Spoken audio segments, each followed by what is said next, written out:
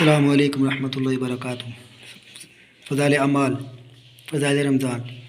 جو بھی فضائل اعمال سننے کے شوقین حضرات ہیں، جو اپنے تبلیغی بھائی اور جو بھی اس کو پڑھتے ہیں گھروں میں، میرے چینل کو سبسکرائب کریں، بیل آئیکن دبانا مت بھولیے گا۔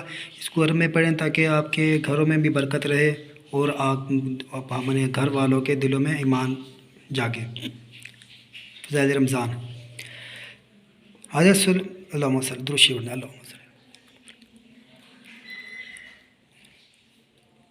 حضرت سلمان رضی اللہ تعالیٰ عنہ کہتے ہیں کہ نبی کریم صلی اللہ علیہ وآلہ وسلم نے شعبان کی آخر تاریخوں میں ہم لوگوں کو وعظ فرمایا کہ تمہارے اوپر ایک مہینہ آ رہا ہے جو بہت بڑا مہینہ ہے، بہت مبارک مہینہ ہے۔ اس میں ایک رات ہے شب قدر، جو ہزاروں مہینوں سے بڑھ کر ہے۔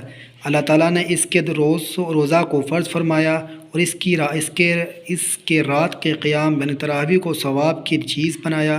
جو شخص اس مہینے میں کسی نیکی کے ساتھ اللہ کا قرب حاصل کرے، ایسا ہے جیسا کہ غیر رمضان میں فرض کو ادا کیا، اور جو شخص اس مہینے میں کسی فرض کو ادا کرے، وہ ایسا ہے جیسا کہ غیر رمضان میں 70 فرض ادا کرے۔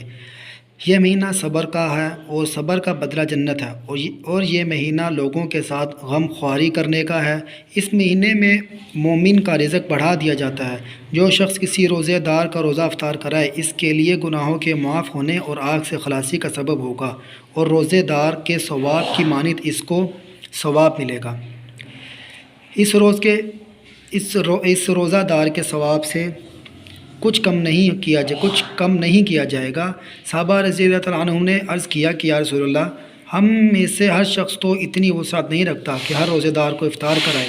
تو آپ صلی اللہ علیہ وسلم نے فرمایا کہ پیٹ بھر کھلانے پر موقوف نہیں، یہ ثواب تو اللہ جل شانہ ایک کھجور سے کوئی افطار کرا دے، یا ایک گھونٹ پانی پلا دے، یا ایک گھونٹ لسی پلا دے، اس پر بھی مرحمت فرما دیتے ہیں۔ یہ ایسا مہینہ ہے کہ اس کا اول حصہ اللہ کی رحمت ہے، درمیانی حصہ مغفرت ہے، اور آخری حصہ آگ سے آزادی ہے۔ جو شخص اس مہینے میں ہلکا کر دے اپنے غلام خادم کے بوجھ کو، حق تعالیٰ شان اس کی مغفرت فرماتے ہیں اور آگ سے آزادی فرماتے ہیں۔ اور 4 چیزوں کی اس میں کثرت رکھا کرو، جن میں سے 2 چیزیں اللہ کی رضا کے واسطے اور 2 چیزیں ایسی ہیں کہ جن سے تمہیں چارہ کار نہیں۔ پہلی 2 چیزیں جن سے تم اپنے رب کو راضی کرو وہ کلمہ طیبہ اور استغفار کی کثرت ہے، اور دوسری 2 چیزیں یہ ہیں کہ جنت کی طلب کرو اور آگ سے پناہ مانگو۔ جو شخص کسی روزے دار کو پانی پلائے، حق تعالیٰ قیامت کے دن میرے حوض سے اس کو ایسا پانی پلائیں گے جس کے بعد جنت میں داخل ہونے تک پیاس نہیں لگے گی۔ اللہ ہم سب کو اس میں عمل کی توفیق عطا فرمائے۔ انشاءاللہ اگلی ویڈیو میں اس کا فائدہ پڑھیں گے انشاءاللہ۔